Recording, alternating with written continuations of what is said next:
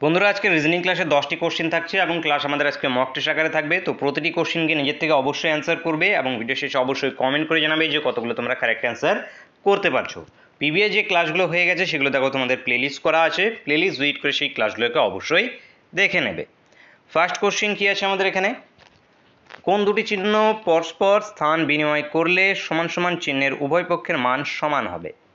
তো কোন দুটোকে যদি আমরা এখানে স্থান পরিবর্তন করাই তাহলে দুই দিকেই সমান হবে, সেটা আমাদেরকে নির্ণয় করতে হবে।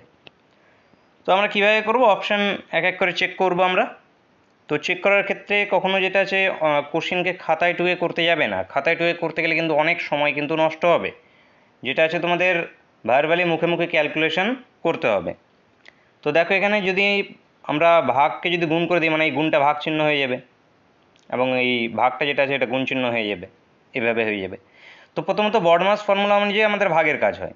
এবার ভাগের কাজ হলে দেখো 2/14, 2/14 মানে কি ফ্র্যাকশন চলে আসছে এবং এখানে গুণ হয়ে 2 আছে, কাটাকাটিও যাবে না 7-এর সঙ্গে, মানে 2/14 মানে কি 1/7। তো 7টা কাটাকাটি যাবে না মানে কি ফ্র্যাকশন এসে যাবে এবং উত্তর কি আমাদের ফ্র্যাকশনে আছে, ফ্র্যাকশনে নেই, তাহলে যেটা আছে অপশন এ আমাদের হবে না, এলিমিনেট হয়ে গেল। অপশন বি এর ক্ষেত্রে দেখো প্লাস মাইনাস শুধু চেঞ্জ হয়েছে, তার মানে ভাগ গুণ যেরকম আছে সেরকমই, তাহলে ভাগ গুণকে যেরকম আছে সেরকমই যদি রেখে দিই তাহলে প্রথমে এটা কি 7 আসবে, ভাগ করলে 7, 7-এর সঙ্গে 2 গুণ 14, 14 হলো।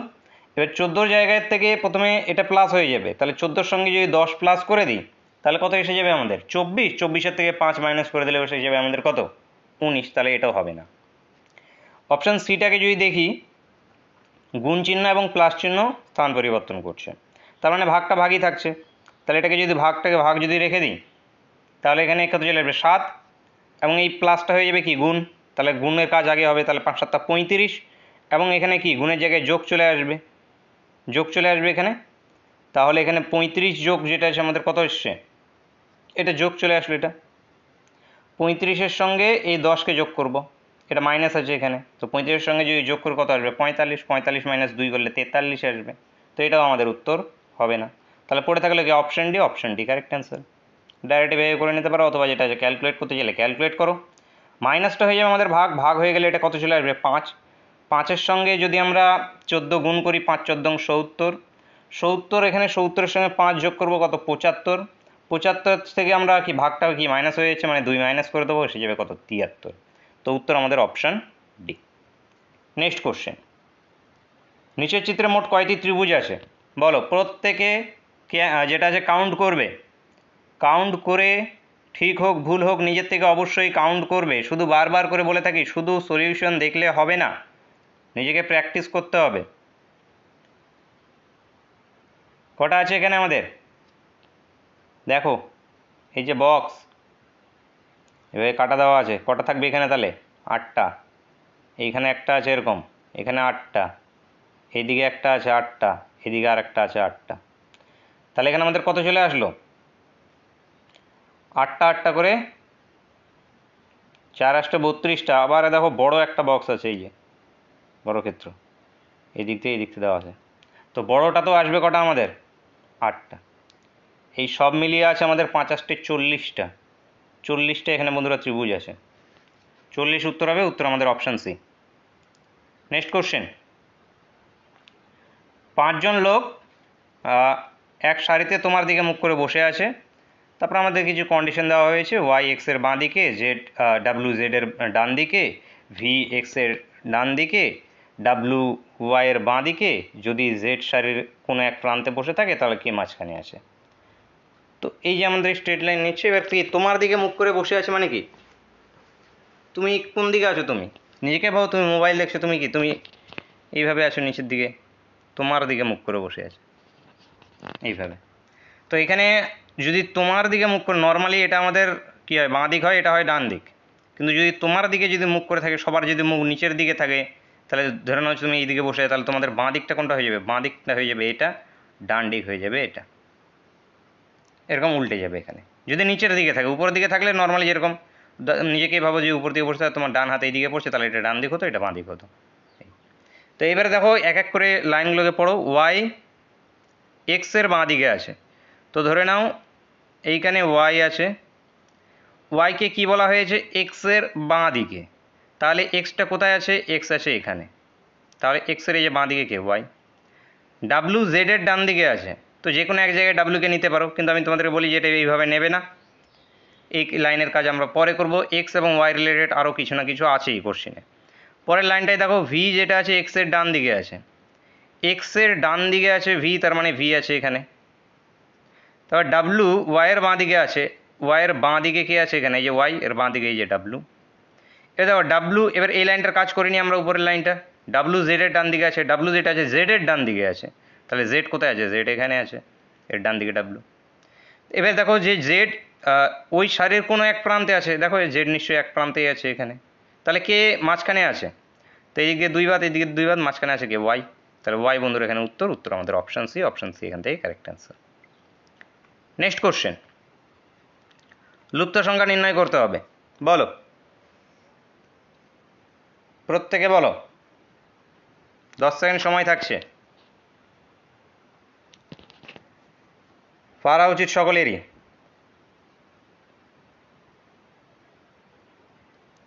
মিডিলে কোশ্চিন মার্ক আছে মানে কি, এই দুটো মিলে মিডিলেরটা আমাদের আসছে, এই দুটো মিলে মিডিলেরটা আসছে, তো এই দুটো মিলে মিডিলেরটা কীভাবে আনতে পারি আমরা, এই দুটোকে যদি যোগ করি কত আসবে 32, 32 সাথে 8 কীভাবে আনা যায়, 4 দিয়ে ভাগ করলে 4 8 32, ঠিক এই দুটোকে যদি যোগ করি দেখো কত আসে 80, 80কে 4 দিয়ে ভাগ করলে 4 কুড়ি 80, এই দুটোকে যোগ করবো কত আসবে আমাদের 108, 108কে 4 দিয়ে যদি ভাগ করি তাহলে কত আসবে 4 দুগুণ 8, 4 7 28, 27, তো এখানে 27 বন্ধুরা উত্তর, কোশ্চেন মার্কে হবে 27, অপশান সি। নেক্সট কোশ্চেন, ডিরেকশনের কোশ্চেন কি বলেছে, গোবিন্দ তার বাড়ি থেকে যাত্রা শুরু করে পশ্চিম দিকে 25 মিটার গেল, তারপর সে ডান দিকে ঘুরে 10 মিটার হাঁটলো, তারপর সে বাঁ দিকে ঘুরে 10 মিটার হাঁটলো, তারপর সে বাঁ দিকে ঘুরে 40 মিটার হাঁটলো, তারপর সে বাঁ দিকে ঘুরে 5 মিটার হাঁটলো, সবশেষে বাঁ দিক ঘুরলো, এখন সে কোন দিকে হাঁটছে সেটি নির্ণয় করতে হবে। তো প্রথমে সে কি বাড়ি থেকে পশ্চিম দিকে গিয়েছে, তো এই পশ্চিম দিক নির্ণয় করতে হবে, তো এগুলো লিখে লাভ নেই যে কত মিটার করে। তারপর সে ডান দিকে যাচ্ছে, ডান দিক কোনটা, উপরের দিকটা ডান দিক। তারপর সে যেটা আছে তবুও লিখে দাও, এটা 25, এটা 10, মানে এটার থেকে এটা একটু ছোট হবে 10। তারপর আবার বাঁ দিকে ঘুরে গিয়েছে 10, তাহলে দিকে ঘুরে গিয়েছে 10। তারপর আবার বাঁ দিক ঘুরেছে, বাঁ দিকে ঘুরে গেছে 40, তার মানে 40 মানে অনেক নিচে আসবে, এরকম জায়গায় আসবে। তারপর আবার বাঁ দিক ঘুরেছে, তাহলে বাঁ দিক কোনটা হবে, এই দিকটা, এই দিকে বাঁ দিক ঘুরেছে। সবশেষে আবার বাঁ দিক ঘুরলো, সবশেষে আবার এই যে বাঁ দিক ঘুরেছে। এখন সে কোন দিকে হাঁটছে, এখন সে উপরের দিকে হাঁটছে। উপরের দিক মানে কোন দিক, উপরের দিককে আমরা কি বলি, উত্তর দিক বলি, তো উত্তর দিক বন্ধুরা উত্তর, উত্তর আমাদের অপশান এ। নেক্সট কোশ্চেন, নিচের কোন ভেনচিত্রটি শিক্ষিত, ব্যবসায়ী ও পুরুষ এদের মধ্যে সম্পর্কের নির্দেশ করে, তো এদের মধ্যে সম্পর্ককেই নির্দেশ করছে কোন চিত্রটি, শিক্ষিত, ব্যবসায়ী, পুরুষ, পুরুষের মধ্যে আমাদের কি শিক্ষিত পুরুষের মধ্যে, ব্যবসায়ী পুরুষের মধ্যে হতে পারে। তবে যে শিক্ষিত সে কি ব্যবসায়ী হতে পারে না, অবশ্যই হতে পারে। যে ব্যবসায়ী সে কি শিক্ষিত হতে পারে না, অবশ্যই হতে পারে। তো এখানে কিছু ব্যবসায়ী যেটা আছে কি আমাদের শিক্ষিত, কিছু কিছু যেটা শিক্ষিত মানে ব্যবসা, তো এরকম আমাদের ইমেজটা আসবে, তো ইমেজটা হবে অপশান ডি। নেক্সট কোশ্চেন, প্রদত্ত শব্দে জল প্রতিবিম্ব নির্ণয় করতে হবে, জল প্রতিবিম্ব নির্ণয় করো। পরীক্ষা হলে শুধু কোশ্চেন সলিউশন করতে পারলে হবে না, টাইমের মধ্যে কিন্তু সলিউশন করতে হবে। টাইমের মধ্যে সলিউশন করার জন্য যেটা আছে প্রচুর পরিমাণে কিন্তু প্র্যাকটিস প্রয়োজন। শুধু ক্লাসে যেগুলো হচ্ছে এগুলোই শুধু প্র্যাকটিস করলে হবে না, এর সঙ্গে সঙ্গে তোমাদের টেক্সট বুককে অবশ্যই ফলো করে প্র্যাকটিস করবে প্রতিদিন। রিজনিংয়ে প্রতিদিন অন্তত 1 থেকে 1.5 ঘন্টা সময় দেবে। কি জল প্রতিবিম্ব মানে কি, নিচের দিকে আয়না, আয়নাকে ভাবো নিচের দিকে আছে, তাহলে এখানে চলো এক এক করে দেখো, 3 3 যেরকম আছে সেরকমই থাকবে, 7টা যেটা আছে কি এসে যাবে আমাদের 7টা এরকম চলে আসবে, তো এই 7টা তো উল্টো আছে, এটা হবে না, এটা উল্টো আছে, এটা হবে না। তারপর আচ্ছা, তারপরে কী আসবে আমাদের 2, এটাতে দেখো আছে 5, না এটাতে 2 আছে, ঠিক আছে 5, 5টাকে একটু ঘুরিয়ে দিয়েছে, 5টা কেমন আসবে, এই যে এরকম আছে 5, তাহলে জলের মধ্যে 5 কেমন আসবে, এরকম এরকম এরকম, এরকম আছে 5, তো এরকম 5 কোনটা আছে, অপশান সি এরটা দেখো, অপশান সি এখান থেকে কারেক্ট অ্যান্সার হবে। আয়নার মতোই, কিছুই না, আয়নার মতোই, শুধু আয়নাটা ক্ষেত্রে আয়নাটা এই দিকে থাকে, জল প্রতিবিম্বের ক্ষেত্রে ভেবে নাও যে আয়নাটা নিচের দিকে আছে, 5 এই নিচের দিকে আয়না আছে। নিচের দিকে থাকলে কি এই ইমেজটা কি এরকম দিয়ে এরকম দিয়ে এরকম আসে যাবে। এই আয়নাটা যদি এই দিকে থাকতো তাহলে এখানে কী হতো, প্রথমে এই লাইনটা আসতো, এই যে প্রথমে এটা আসবে, তারপরে যেটা আসে আমাদের এটা আসবে, তারপরে এটা আসবে, এইভাবে চলে আসবে এখানে। তো এইভাবে হয়ে থাকে।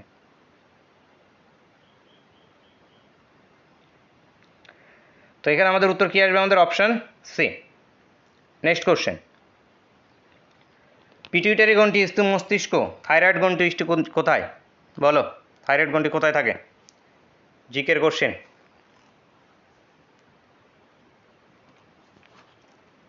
মস্তিষ্ক গলায়, হৃৎপিণ্ডে নাকি মধ্যকর্ণে? থাইরয়েড গ্রন্থি গলায়, গলায় উত্তর, উত্তর অপশান বি। নেক্সট কোশ্চেন, এই যে ল্যাব এর সঙ্গে যদি এটি হয় তো ইভিনিং এর সঙ্গে কী হবে? তো LAPSE এইটা থেকে এসছে আমাদের GURCN, বলো।